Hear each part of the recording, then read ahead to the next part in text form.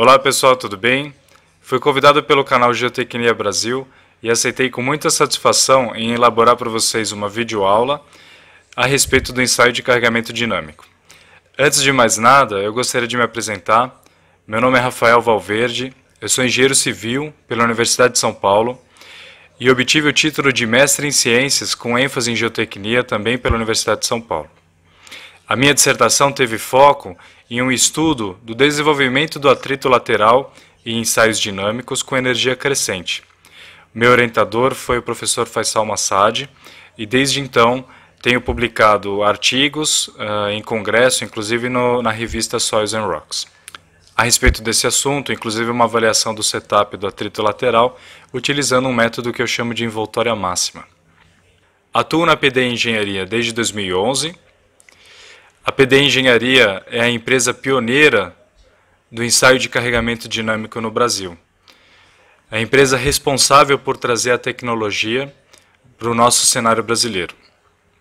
E desde então é especializada em ensaios de carregamento dinâmico e ensaios de integridade do tipo PIT.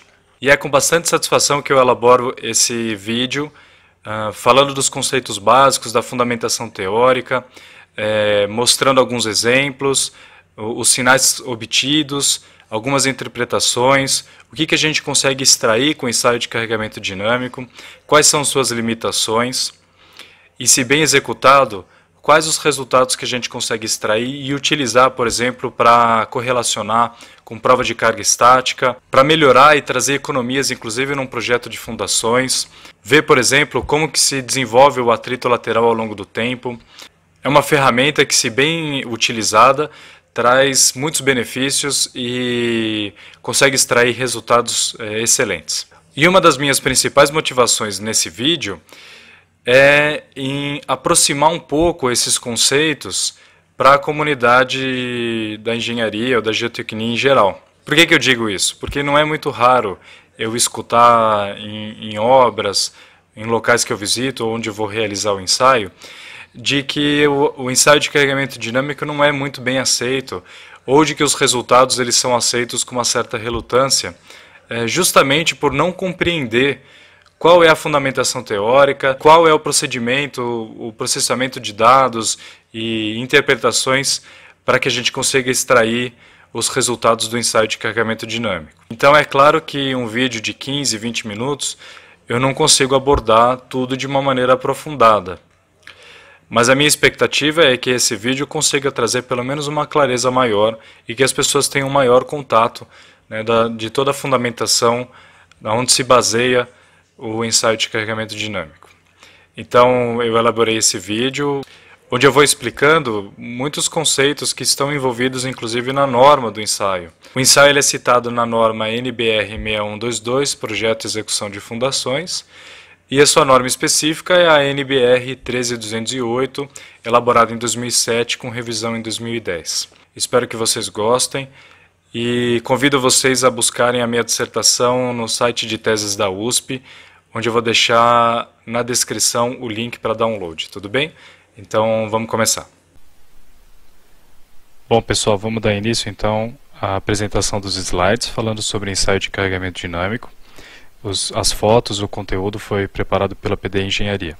O ensaio de carregamento dinâmico ele é citado nas normas NBR 6122, Projeto e Execução de Fundações, e na 12131, que é em relação à prova de carga estática. A norma específica do ensaio é a NBR 13208, de 2007, com revisão em 2010, Estacas, ensaio de carregamento dinâmico.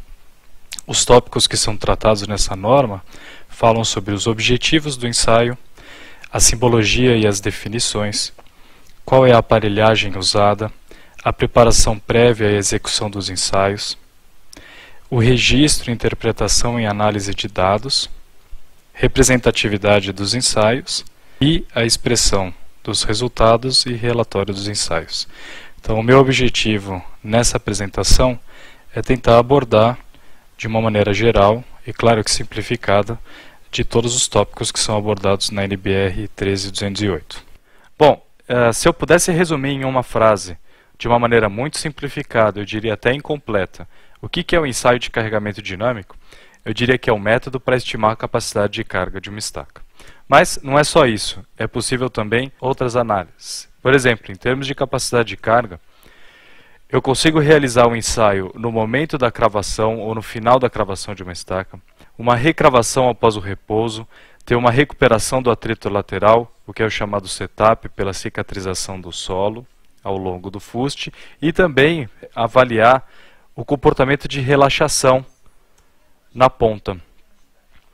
Em termos de eficiência do martelo, é uma informação bem importante para quem está cravando a estaca, por exemplo. Então, para o batistaca eu consigo avaliar quais são as energias efetivamente aplicadas naquela estaca. Então, a medição de energia real, alguma eventual perda, eficiência do próprio sistema de cravação, o que é bem importante para quem está avaliando a cravação da estaca. Quais são as tensões limites admissíveis? Quais são as tensões que estão sendo geradas, se eu estou chegando nas tensões limites de compressão e tração, se existe, por exemplo, excentricidade do golpe ou na cravação, o que poderia causar uma flexotração, e também a integridade da estaca. Então a gente consegue avaliar se existe algum dano, alguma fissura, né, variação do que a gente chama aqui, por exemplo, no ensaio de impedância, né, a localização do dano e a sua magnitude também. Então, se bem executado, o ensaio de carregamento dinâmico é excelente. Agora, como que tudo isso é possível? Através da aplicação de golpes, por meio de um sistema de percussão, como a gente consegue ver na foto aqui. Esses golpes são aplicados no topo da estaca e existem sensores instalados, nesse caso, num bloco de uma estaca escavada. Esse golpe ele gera uma onda de tensão que viaja ao longo da estaca e induz forças, deslocamentos, velocidade, viscosidade e amortecimento no sistema. Portanto, o ensaio de carregamento dinâmico é fundamentado na teoria da propagação de onda unidimensional. A gente pode dividir o ensaio em 3 etapas. A primeira, no campo, é a obtenção do sinal. A estaca tem que estar adequada, o seu preparo, a aplicação de golpes de um martelo e os sinais são obtidos através dos sensores e enviados para o PDA, Pile Driving Analyzer. E aí, existe uma estimativa, que é o método simplificado CASE. Posteriormente, num software, a análise do método numérico CAPWAP, criado pelo Frank Rauch em 1970 na PDA americana. Outro detalhe que é interessante em relação ao ensaio dinâmico é a grande versatilidade que a gente tem em instalar, por exemplo, aqui numa estaca tubular metálica, onde ela foi içada, né, e ela pode ser inclinada também, como foi esse caso, onde a gente acompanhou a cravabilidade dessa estaca tubular no Puerto de Hilo, em Peru. No caso de um perfil metálico, por exemplo, no Porto de Aveiro, a gente percebe na foto aqui 1 metro de alma também. Então, para todos os tipos de estaca, a gente consegue realizar. Então, eu vou mostrar para vocês um esquema, uma animação, como que se comporta, né, o ensaio de carregamento dinâmico. Então, como vocês podem ver na animação, existem 2 tempos, T1 e T2. Essa onda ela viaja ao longo da estaca e retorna na direção dos sensores. A onda descendente a gente chama de wave down e a onda ascendente a gente chama de wave up. Elas se propagam com uma velocidade, como eu estou mostrando no esquema, mais c. Essa velocidade de propagação ela tem relação com o material onde ela está sendo propagado. 3.200 a 4.500 metros por segundo no concreto, que a gente tem observado, e o aço, por ser um material homogêneo, 5.123 metros por segundo. O tempo T1 é a passagem dessa onda descendente, wave down, na região dos sensores. E o tempo T2 é o retorno dessa onda ascendente na região dos sensores também. Pela propagação da onda unidimensional, a gente consegue obter por essa onda de tensão a força ao longo do tempo e, consequentemente, ao longo da profundidade, e a velocidade ao longo do tempo, onde elas se relacionam, em que força é velocidade vezes um termo z, que nós chamamos de impedância, que tem relação com o módulo de elasticidade da estaca, sua seção transversal e a velocidade de propagação de onda. Os sensores, como eu tinha mostrado anteriormente, são instalados no topo da estaca. A gente percebe no detalhe aqui o sensor de força, que é responsável pela força ao longo do tempo, e o acelerômetro, que é responsável pela velocidade ao longo do tempo.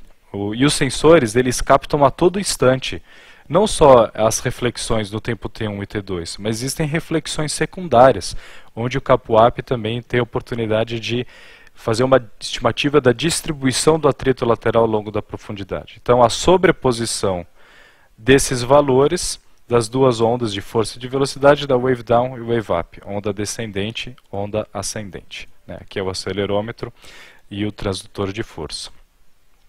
Agora, focando na onda ascendente, na wave up, a gente percebe então, fazendo o processo de separação de ondas, a wave down é aquela onda induzida pelo martelo e a wave up é a refletida pelo solo, ou seja, o solo, no contorno da estaca ao longo do fuste e na ponta, resiste a essa onda de tensão e causa uma reflexão, que é a onda wave up, a onda ascendente que chega na região dos sensores. Então, a gente pegar essa onda ascendente, a wave up, a gente consegue obter, por um processo de cálculo, pela teoria da equação da onda, o próprio PDA já faz, uma estimativa da resistência total ao longo da profundidade. Então, o valor dessa curva, dessa onda wave up, ela é proporcional à resistência mobilizada no instante de tempo t. Por isso que ele consegue ter uma estimativa da distribuição dessa resistência ao longo da profundidade. Então a estaca está projetada horizontalmente aqui. Agora, essa resistência é a total. A total, o que significa? Existem resistências dinâmicas e resistências estáticas. O grande objetivo do ensaio de carregamento dinâmico é retirar a parcela dinâmica para que a gente obtenha a parcela de resistência estática da estaca. Então, toda a interpretação, o objetivo principal do ensaio de carregamento dinâmico é retirar a parcela dinâmica para que a gente obtenha a resistência estática do sistema estaca-solo. Para isso existem dois métodos. O método simplificado case, que é uma solução simples e rápida, mas existem hipóteses simplificadoras, por exemplo, uma estaca homogênea, né, não pode ter variação de seção, e existe uma estimativa que na obra a gente arbitra um J e depois, pelo método numérico CAPUAP, né, a gente consegue calcular qual que é o J daquele ensaio, não da obra, né, qual é o J do ensaio.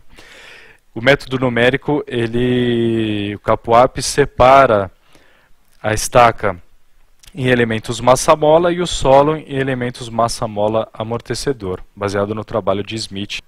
A gente pode ver aqui em detalhe os sensores então instalados no fundo, com aquele preparo que eu mostrei anteriormente, e vai ser realizado o ensaio transmissão via wireless, via rádio, né?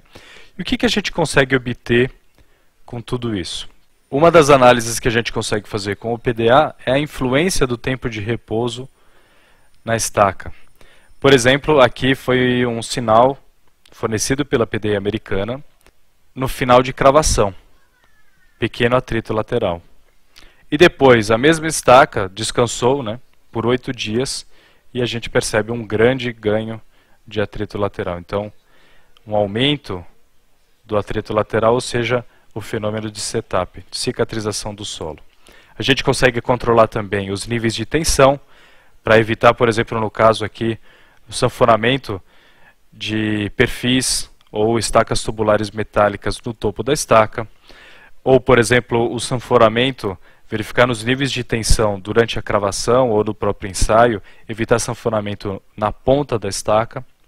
A tela do PDA é basicamente essa, existem os dados de entrada, de comprimento, área da seção transversal, módulos de elasticidade, peso específico, velocidade de propagação de onda. Então a gente já percebe aqui que é uma estaca metálica, né? E todos os resultados aqui, então resistência estática, deslocamento máximo, energia máxima aplicada, compressão média na região dos sensores, tração média, ou seja, todo o controle possível. E aqui são os sinais de força ao longo do tempo, na cor verde, e velocidade ao longo do tempo, na cor amarela. E se a gente perceber aqui no detalhe embaixo, a curva wave up, ou seja, aquela refletida pelo solo, é a onda ascendente na cor verde, e a wave down, a induzida pelo martelo, é aquela na cor amarela.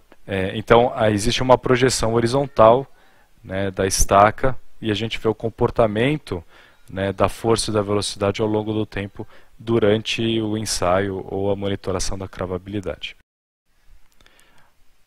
Como eu tinha comentado anteriormente, a terceira etapa agora é a análise CAPOP. A análise CAPOP é um acrônimo de Case Biowave Analysis Program, baseado no trabalho de Smith, publicado em 1960, e além dos resultados do método Case, o CAPOP também inclui a curva estática simulada da carga recalque, para comparar, por exemplo, com uma prova de carga estática na mesma estaca ou na mesma obra, a distribuição de resistência do atrito lateral ao longo da fuste, mais estimativa de ponta, quais são as forças, tensões e resistências ao longo de todo o fuste, tensões máximas também, as curvas de força e velocidade medidas no método Case, comparadas com as calculadas pelo método CAPOP ou desenhadas, e aí a gente consegue ver quão bom foi o ajuste entre o CAPOP e o método Case, e quais foram as energias transferidas, velocidades ao longo do fuste e deslocamentos também, né? Então, o que é o CAPOP?